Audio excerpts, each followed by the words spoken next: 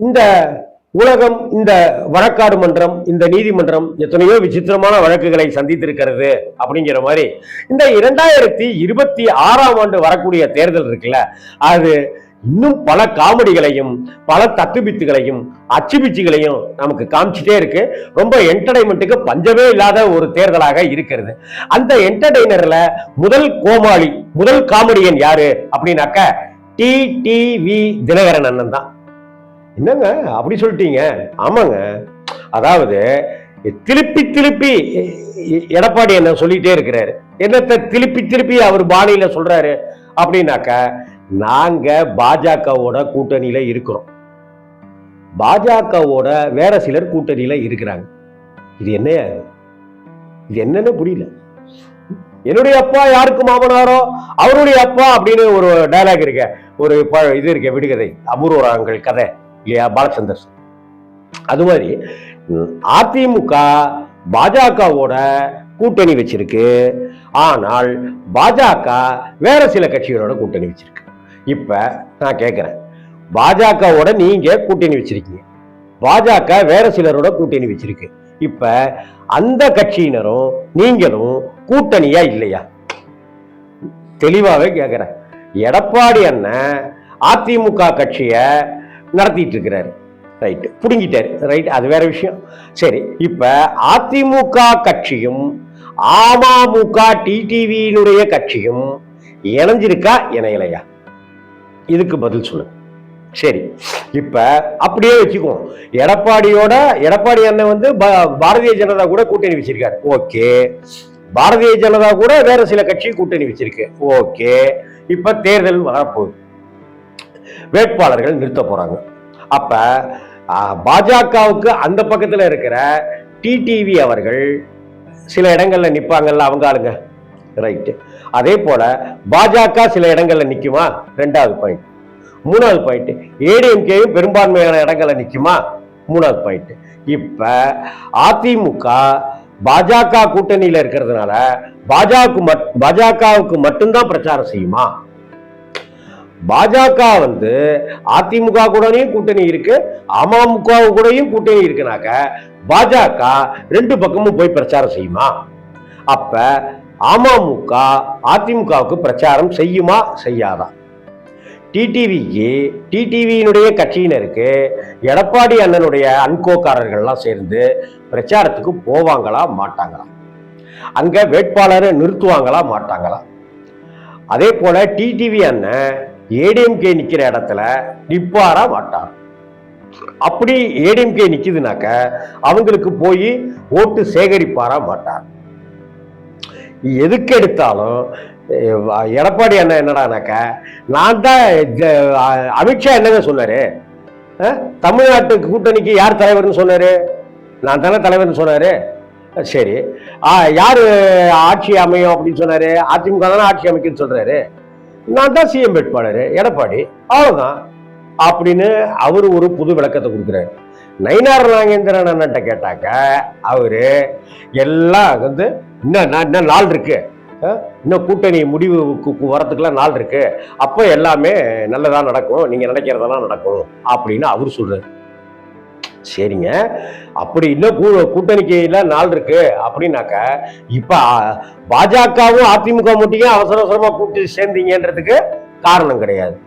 சரி, ஓபிஎஸ் வந்து எனக்கும் சுயமரியாதை இருக்குன்னு சொல்றாங்களேன்றதுக்கு மிக கேவலமான முறையில ஒரு விமர்சனத்தை அவர் முன்வைக்கிறார்.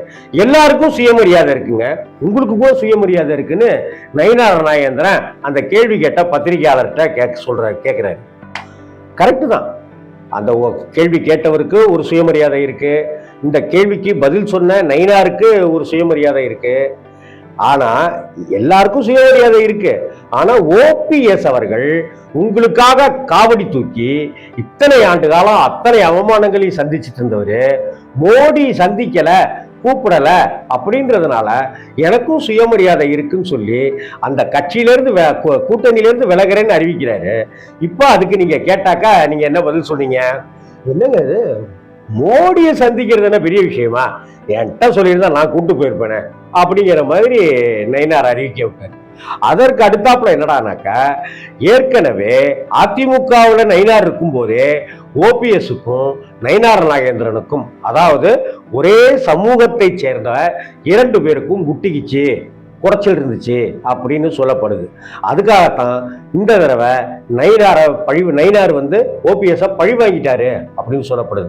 அதே சமயத்துல எடப்பாடியினுடைய பிளானும் தன்னுடைய சமூகத்தை சேர்ந்த அண்ணாமலை இருந்தாக்க அது நல்லா இருக்காது அப்படின்னு சொல்லி அண்ணாமலையை கழட்டி விட்டுட்டு நயினார் நாகேந்திரனை தமிழக பாஜக தலைவராக கொண்டு வாங்க அப்படின்னு சொன்னதுலையும் எடப்பாடியோட பங்கு இருக்கு. அதாவது ஒரே கல்லுல 2 மாங்காய். எடப்பாடிக்கு ஒன்று அண்ணாமலையை தள்ளி வைக்கணும், 2வது அதே முக்குளத்தூர் சமூகத்தை சேர்ந்த நயினாரை கொண்டு வந்துடணும். அப்ப முக்குளத்தூருடைய ஓட்டை பிரிக்கிறதுக்கு ஓபிஎஸ் இருந்தாலும் நயினாரை வச்சுட்டு சமாளிச்சிடலாம். இப்படியான சமூக கணக்குகள் தாங்க இவங்க போட்டுட்டு இருக்கிறாங்க.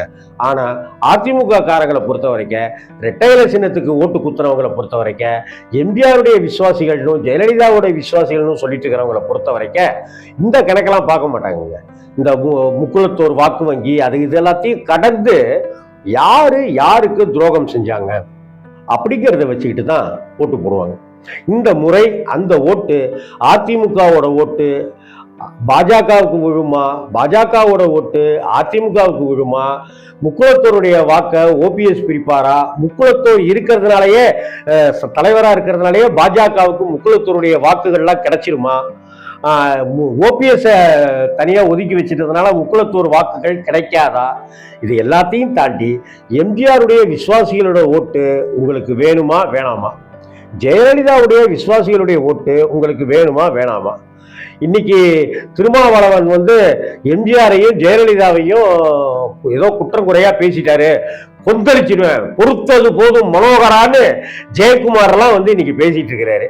இதே ஜெயக்குமாருக்கெல்லாம் வாய் எங்க போச்சு? அண்ணாமலை எம்ஜிஆரையும் ஜெயலலிதாவையும் ஊழல் புரிந்தவர்களுடைய ஆட்சி நடந்துச்சு, அதிமுகன்றது ஊழல் புரிந்த கட்சி அப்படின்னு சொன்னப்ப வாயை பொத்திட்டு இருந்தாரு ஜெயக்குமார். ஏன் தோத்து போனப்ப குய்யோ முறையோன்னு எத்தனை தடவை மைக்கில் கத்திருப்பாரு நிருபர்கள் கிட்ட, பத்திரிகையாளர்கள் கிட்ட.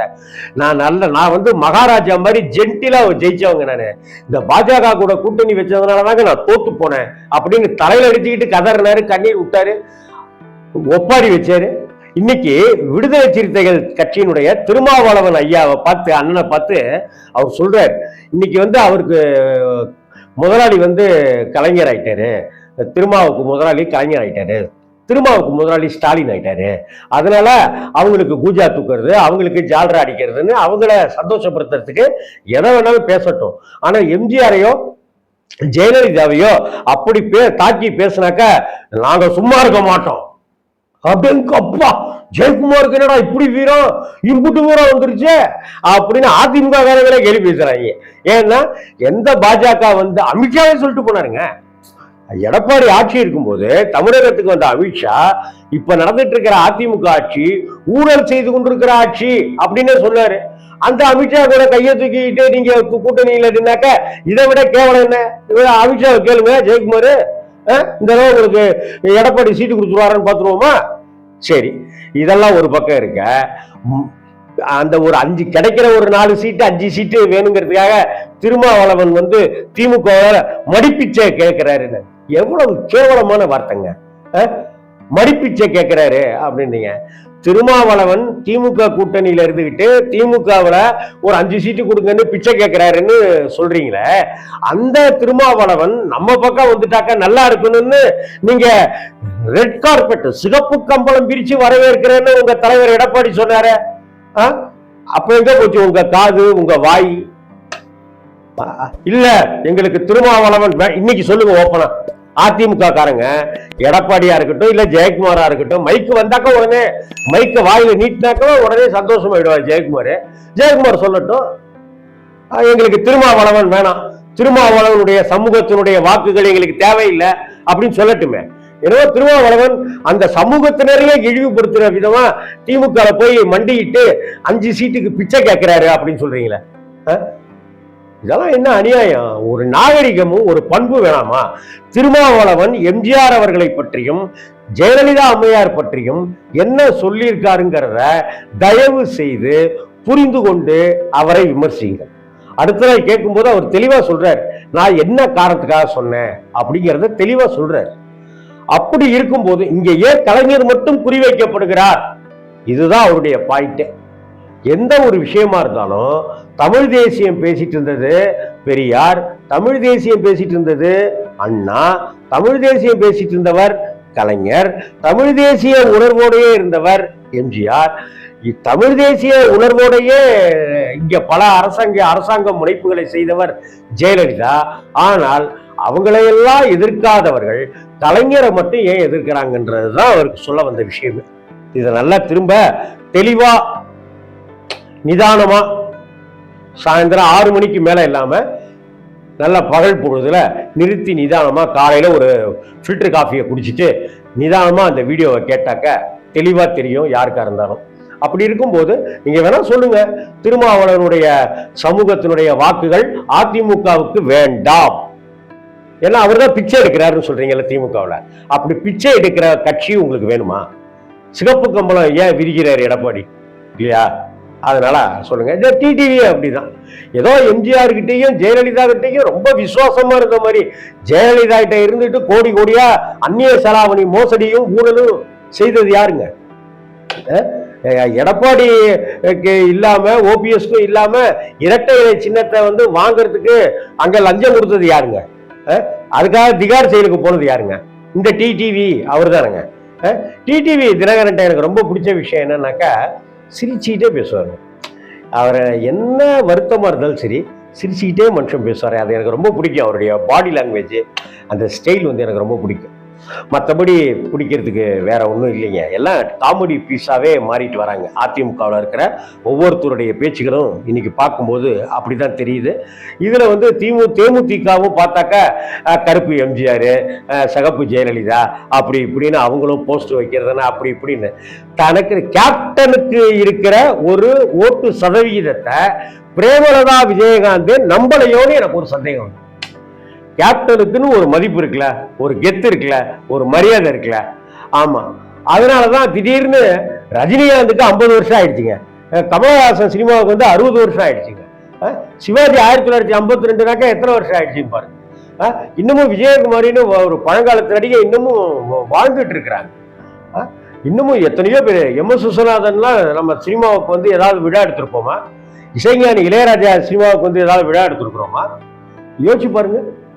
ஆனா ரஜினிகாந்த் அவர்களுக்கு 50 ஆண்டு ஆயிடுச்சு, விழா எடுக்கணும். இதுக்குள்ளார ரஜினி மேல இருக்கிற மரியாதை இல்லைங்க. அது அந்த ரஜினி விரும்புற அந்த ரசிகர்களுடைய ஓட்டை தம்பக்கம் கபலீகரம் பண்ணிக்கணும். எம்ஜிஆரோட ஓட்டை தம்பக்கம் கொண்டு வந்துக்கணும்னு பிரேமலதா நினைக்கிறாங்க. ஜெயலலிதா மாதிரியே தன்னை காமிச்சுக்கிட்டு எப்படி சசிகலா கொண்டையெல்லாம் போட்டுட்டு இருந்தாங்களோ அதெல்லாம் ஜெயில நல்ல வேலையா இவங்க ஓட்டை புடுங்கிக்கணும்னு பாக்குறாங்க. இப்ப என்னடானாக்கா ரஜினிக்கு விழா எடுக்கணும், கேப்டன் இருந்திருந்தா எடுத்துருப்பாரு. கேப்டன் இருந்திருந்தா நீ அவர் தான் இல்லைன்னு ஆகி போச்ச. கேப்டன் தான் இல்லையே. கேப்டன் நம்ம மனசுக்குள்ளார தானே வாழ்ந்துட்டு இருக்கிறாரு. கேப்டனையே வம்புக்கு எடுத்துக்கிட்டே இருக்கிறீங்க. எத்தனை நாள் தான் கேப்டனை வச்சுக்கிட்டே நீங்க ஓட்டு வாங்குவீங்க? கேப்டனுக்கு பிறகு நீங்க வந்துட்டீங்கல்ல, உங்களுடைய ஓட்டு வங்கியை நீங்க அதிகரிக்கிறதுக்கு என்னன்னு பாருங்க. அதை விட்டுட்டு கேப்டன் இருந்திருந்தாக்க இந்நேரம் ஆட்சியில உட்கார்ந்துருப்பாரு, கேப்டன் இருந்திருந்தாக்க இந்நேரம் இப்படி பண்ணிருப்பாருனாக்க. எந்த அதிமுக தேமுதிகவையும் கேப்டன் விஜயகாந்த் அண்ணனையும் பழி வாங்கினுச்சோ அதே அதிமுக கூட வெக்கம் இல்லாம ஓடி சேர்ந்த கட்சி தானே தேமுதிக. விஜயகாந்த் இருக்கும்போதும் அதான் நடந்துச்சு. அதனாலதான் விஜயகாந்த் இருக்கும் போதே ஒரு வீழ்ச்சியை கேப்டன் அவர்கள் சந்திக்கிறதுக்கு நேர்ந்துச்சு. அதெல்லாம் மறந்துடக்கூடாது. அதனால திடீர்னு ரஜினிகாந்த் மேல ஒரு மரியாதை, திடீர்னு ரஜினிகாந்த் மேல 50 ஆண்டு காலம் சினிமாவை கட்டி ஆண்டுட்டு இருக்கிறாரு, பாராட்டு விழா நடத்தணும். நானே சொல்லியிருக்கேன், கே.ஆர். விஜயா 60 வருஷம் ஆச்சு, ஒரு விழா எடுங்கய்யா. இன்னைக்கு ஒருத்த ஒழுக்கமா எப்படி வாழணும்னு ஒருத்த நமக்கெல்லாம் சொல்லி கொடுத்துருக்கானாக்கா அது என்று மார்க்கண்டேயன் சிவகுமார். அவர் சினிமாவுக்கு 60 வருஷம் ஆயிடுச்சு. ஜெய்சங்கர் சினிமாவுக்கு 60 வருஷம் ஆயிடுச்சு. ஏன் ஜெயலலிதா மாதிரியே ஒரு போஸ்ட் கொடுக்குறீங்களே, ஜெயலலிதா 60 வருஷம் ஆயிடுச்சு. உங்களுக்கெல்லாம் விழா எடுங்க, தப்பே கிடையாது. இத்தனை வருஷம் சாதனை பண்ணியிருக்கிறாங்க, அவங்களுக்கெல்லாம் விழா எடுக்கலாம். ஆனா அந்த விழா எடுக்கிறது கேப்டன் இருந்தாதான் எடுத்திருப்பாருங்களா? இல்ல, இன்னைக்கு இருக்கிற நடிகர் சங்கத்தை உலுக்கி கேள்வி கேளுங்க. நடிகர் சங்க தலைவரா கேப்டன் இருந்தாருல, இன்னைக்கு கேப்டன் மாதிரி ஏன்டா வேலை செய்யலடி கேளுங்க. இன்னைக்கு நம்ம படைத்தலைவன் படத்துக்கே இன்னைக்கு எந்த சினிமாக்காரங்களுமே ஒரு ஆதரவு தரல, அதெல்லாம் வச்சுக்கிட்டு கேளுங்க. அதெல்லாம் விட்டு என்னமோ ரஜினிக்கு விழா எடுங்க, ஜெயலலிதா தான் என் ரோல் மாடலு அப்படின்னு அவங்க ஒரு பக்கம். டிடிவி ஜெயலலிதாவுக்கு உண்டான அத்தனை அவமானங்களையும் சந்திச்சு கொடுத்துட்டு இன்னைக்கு ஜெயலலிதாவை பத்தி திரும்ப இப்படி பேசுறாரு அப்படின்னு அவருடைய விமர்சனம். என்ன ஆட்சி, என்ன நீங்க கூட்டணி, என்ன உங்களுடைய கொள்கை, புண்ணாக்கு புடலங்கன்னு தெரியாம எத்த தின்னா பித்தம் தெரியுங்கிற மாதிரி அதிமுகவை நீங்க கூறு போட்டு கொடுத்துட்டீங்க. நீங்க கத்திரிக்காயை கூறு போடுற மாதிரி அமமுகன்னு கூறு போட்டு இருக்கு, சசிகலானின்னு கூறு போட்டு இருக்கு. சசிகலாவே டிடிவியை சேர்க்க மாட்டேங்கிறாரு, டிடிவியும் சசிகலாவே அடங்கி போக மாட்டேங்கிறாரு. ஓபிஎஸ் தனியா இருக்கிறாரு, எடப்பாடி தனியா இருக்கிறாரு, இப்ப எஸ்பி வேலுமணி தனியா இருக்கிறாரு, செங்கோட்டையும் தனியா இருக்கிறாரு. இப்படி எல்லாம் தனியா வச்சுக்கிட்டு நீங்க உங்களுக்குள்ளாரையே எதிர்த்துட்டு இருந்தீங்கன்னாக்கா நீங்க ஸ்டாலினை எப்படி எதிர்ப்பீங்க? நீங்க திமுக ஆட்சியை எப்படி வீட்டுக்கு அனுப்புவீங்க? காமெடியா இருக்கு பாருங்களேன். அதான் இந்த 2026 தேர்தல் இன்னும் எத்தனையோ காமெடிகளை சந்திக்க போகுது. அது இந்த ஊடகங்கள், நூற்றாண்டு கண்ட பத்திரிகைகள் அதெல்லாம் ஜாலரா அடிச்சு எழுதிக்கிட்டே இருக்கும். நம்ம அதை பார்த்துக்கிட்டே இருக்கு, தெளிவா இருக்கும். நம்மளை திசை திருப்புறதுக்கு எதை வேணாலும் செய்வாங்க அவங்க, காசுக்காக எதை வேணாலும் செய்வாங்க. தெளிவா இருந்து மக்கள் ஒரு நேர்கோட்டில் பயணிச்சு ஓட்டு போடும். நீங்க யாருக்கு வேணாலும் ஓட்டு போடுங்க, ஆனா நீங்க யாருக்கு ஓட்டு போடுறதுக்கு முன்னாடி தெளிவா சிந்தனை செய்யும். அதை மட்டும் உறுதியா இருந்துக்கங்க. நடக்கிற ஒவ்வொரு விஷயத்தையும் கூர்ந்து கவனிங்க. எவ்வளவு அட்ராசிட்டிகள் நடந்துட்டு இருக்கு, எவ்வளவு அளப்பறையை கொடுத்துட்டு இருக்காங்க, காமெடி பீஸா மாறிட்டு இருக்காங்க அப்படிங்கிறது. வணக்கம்.